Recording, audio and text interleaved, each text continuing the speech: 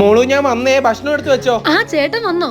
എനിക്കൊരു കാര്യം ചോദിക്കാനുണ്ട്. എന്നാന്ന് വെച്ചാ ചോദിച്ചോ. ചേട്ടൻ എല്ലാ മാസം എത്ര രൂപ ശമ്പളം വരുന്നത് എനിക്ക് കറക്റ്റ് ആയിട്ട് അറിയാം. അറിയാം, അതിനിപ്പോ എന്നെ ഞാനൊന്നും മറച്ചു വെക്കാറില്ലല്ലോ. ഈയിടെയായിട്ട് എല്ലാ മാസവും ചേട്ടന്റെ അക്കൗണ്ടിൽ നിന്ന് ഒരുപാട് പൈസ പോകുന്നുണ്ടല്ലോ, അതല്ല എങ്ങോട്ടാ പൈസ പോകുന്നുണ്ടെന്നോ? എന്നാ ചേട്ടാ എന്നെ അറിയിക്കാൻ പറ്റാത്ത വല്ലതും എടി, ഞാനിത് നിന്നെ അറിയിക്കണ്ടെന്ന് ഓർത്തോണ്ടിരുന്ന. ഞാൻ കുറച്ചുപേരെ സഹായിക്കുന്നുണ്ട്. സഹായമോ?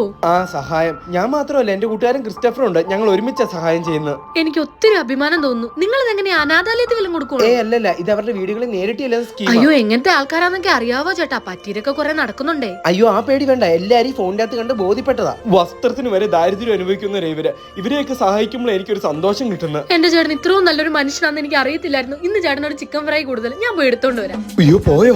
രക്ഷപ്പെട്ടു. എടാ ക്രിസ്റ്റഫർ, ഇപ്പൊ എന്റെ സബ്സ്ക്രിപ്ഷൻ മൊത്തം കൂടി പൊക്കിയാനെ. എടാ, ഞാൻ പിന്നെ റീനു സുധിയുടെയും ക്രിസ്റ്റലിനെ സബ്സ്ക്രൈബ് ചെയ്തിട്ടുണ്ട്. അടിപൊളിയാ. ഇവരെയൊക്കെ നമ്മൾ വേണ്ട സപ്പോർട്ട് ചെയ്യാൻ ചെയ്യടാ മോനെ.